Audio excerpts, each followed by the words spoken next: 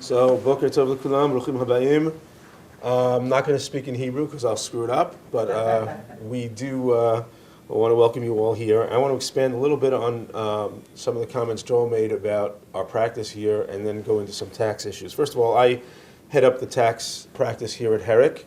I also am a member of our Israeli practice group. We do a fair amount of work with Israeli clients who are attempting to move into the U.S. markets, both in the technology area and in a variety of other areas, including real estate investment and the like.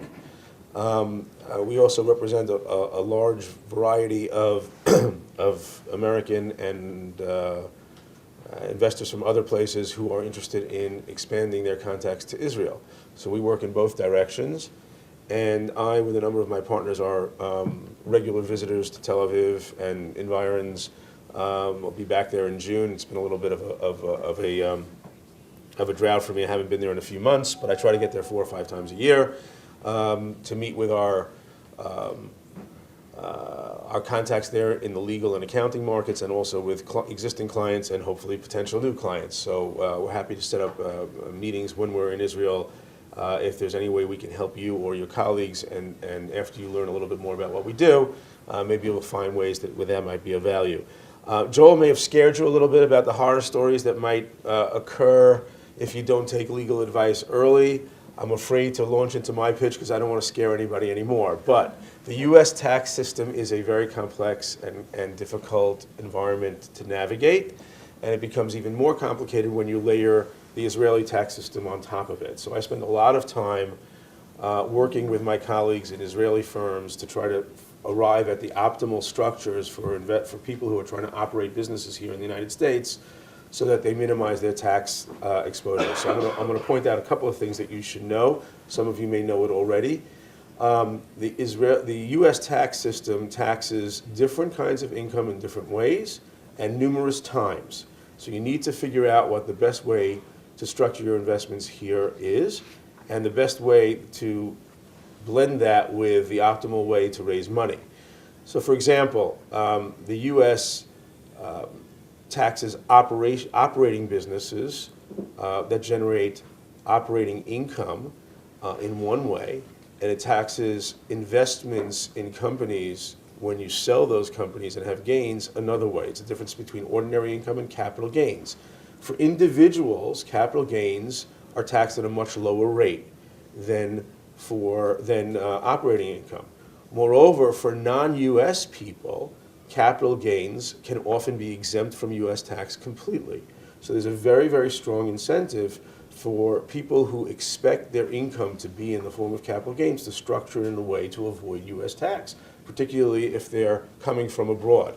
On the other hand, operating income, if you're going to be selling things in the United States, if you're going to operate locations here, stores, offices that do consulting, you're going to have employees on the ground here. If you're operating a business here, it's very hard to avoid U.S. taxation. You're here on the ground, you're generating revenue from the United States, that's U.S. source. They're going to tax you, they're going to take the first cut. Often Israel will give you a credit against your Israeli tax that you might incur in connection with that. So it's important to structure the investment structure in a way that allows you to take advantage of that credit. The U.S. also distinguishes between individual taxpayers and corporate taxpayers. A corporate taxpayer is a separate legal entity, a separate pocketbook that the U.S. takes money out of before the investors get their money. So a simple situation, if a U.S. company makes $100 here, a U.S. corporation earns $100, it pays $35 to the federal government, it has $65 left, and then it pays that as a dividend to its investors, its shareholders. There's another tax. The U.S. taxes that $65 again, often at as low a rate as 20%, but still, the ultimate tax burden on getting that money back to the investors can be very, very high. There's an alternative.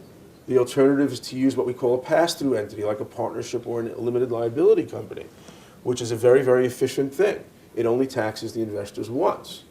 So if an Israeli individual says, I don't want to be taxed when the money comes back to Israel, I want to just have the investment, I want to be taxed the income once, I'll form an LLC, a limited liability company in the United States, it's taxed as a partnership, it's a pass-through, I have no problem. That's great. But understand that Israeli investor is now going to have to file, it is now a U.S. taxpayer. It has to file a U.S. tax return.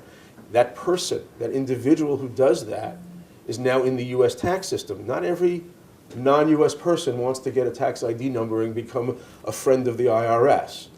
Okay, so that's a consideration. Some do, some don't. So then they say, okay, no problem, I'll form my Israeli corporation, and I'll do a chavra mishpachtit, so it's a pass-through, so it's okay, I don't have to pay any tax in Israel. My Israeli corporation will become an investor in the United States. Not always so, in the LLC, not always so great, because the U.S. has another rule. The U.S. rule says if a foreign corporation operates a business through an LLC or otherwise in the United States through a pass-through, then it's taxed as if it earned that $100, paid the $35, and then paid the $65 out. So it's going to get that double tax anyway. So how do you solve all these problems? They're not easy to solve. They need to be determined early.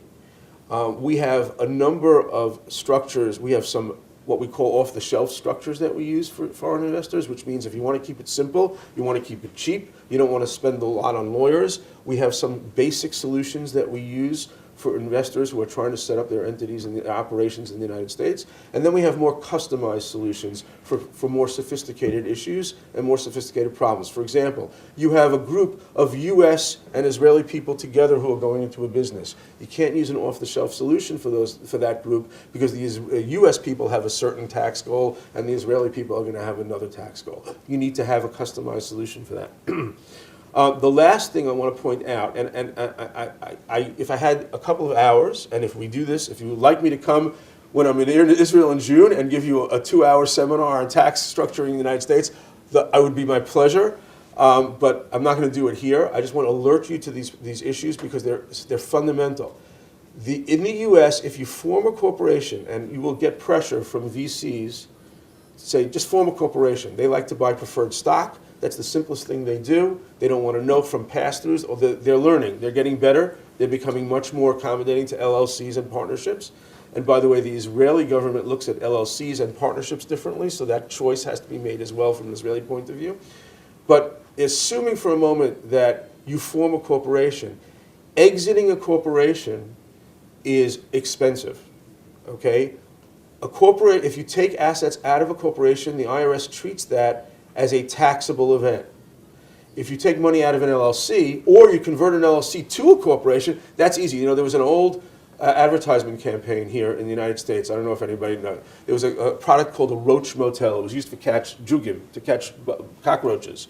And they used to say it was a motel, it was like a malone. They'd say the roaches to check in, but they don't check out. I think of corporations that way. If you get in a corporation, it's going to cost you money to get out. It's very hard to get out again. So you have to think hard and long before you decide, okay, I'm going to call myself a corporation rather than an LLC or a partnership. Second point to remember, all of your companies are going to have significant intellectual property, I'm guessing. Keep that IP out of the United States. Keep it out of the United States. Why do I say that? You could license it to the United States, but ownership should be out of the United States. Why? Let's say you get the next iPhone, okay? You get the next product that takes over the world.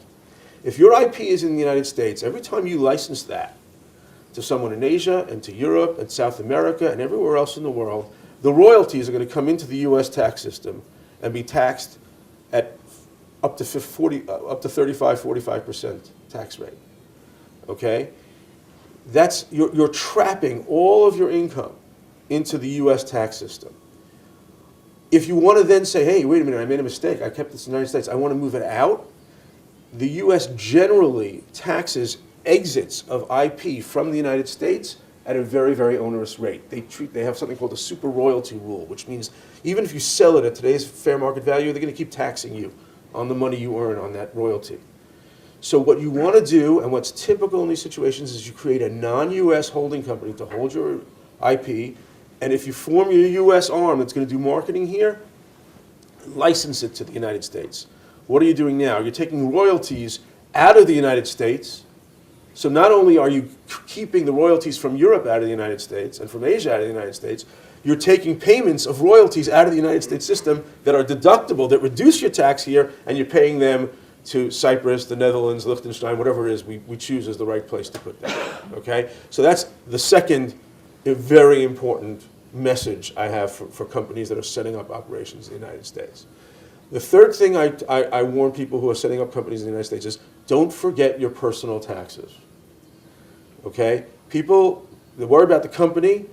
It's very easy to become a resident of the United States for tax purposes by being here very often, by being here frequently. There is a treaty between the United States and Israel which governs how that gets administered and how the tax works, but it's very easy, even if you are eligible under the treaty to say I'm really an Israeli resident even though I'm here too often, you have to file in the United States to claim that.